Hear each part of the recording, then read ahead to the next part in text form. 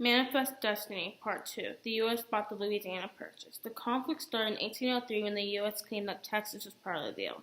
Spain denied it and protested. The Annapolis Treaty resolved the issue.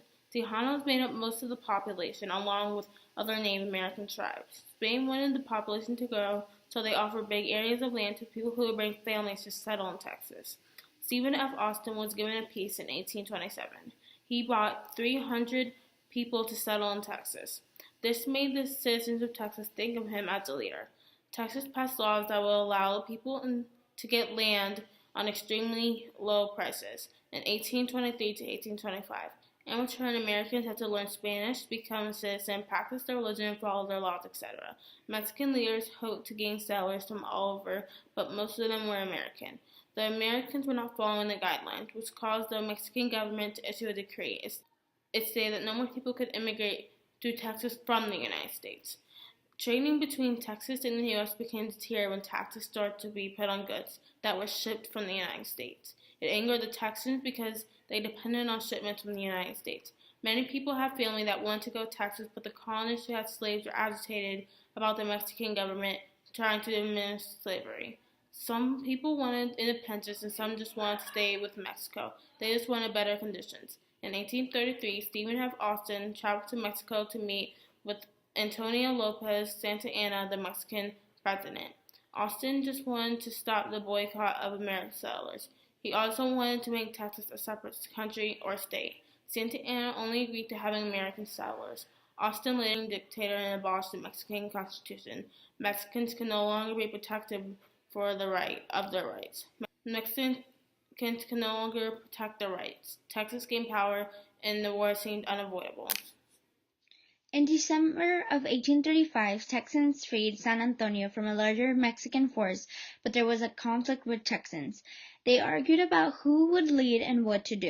In 1836, when the Texans should have been planning to face Santa Anna, marched north upset over the loss of San Antonio.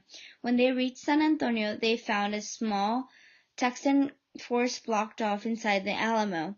They had cannons but not a lot of gunpowder. They were extremely outnumbered.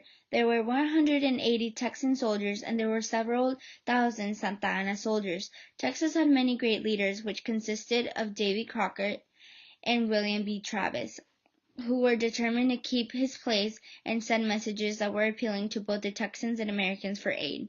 The Texans fought hard at the Alamo for 12 days, but March 16, 1836, Mexican cannons fired smashed the Alamo's wall. The Mexicans were too hard to restrain and ended killing to the defenders, including both Travis and Crockett. Even though the defenders were defeated, they had time to gather other supplies and troops.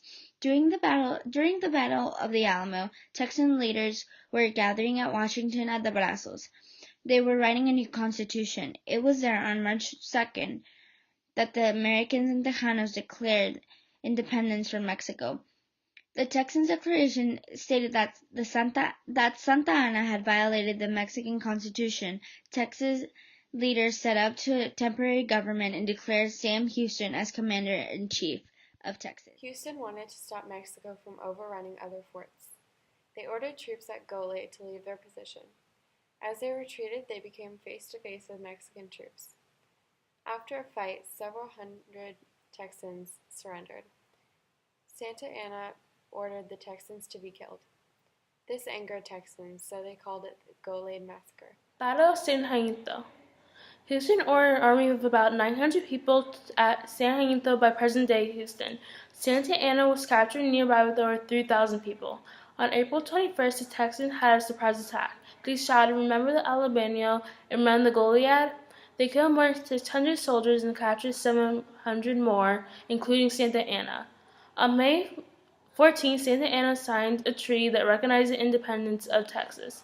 And in September that year, Sam Houston became president. One of the first things that he did was send a delegation to Washington, which stated that the United States would take over Texas.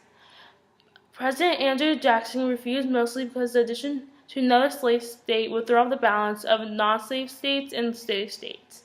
Texas remained independent. It was not until 1844 election and the proper idea of Manifest Destiny.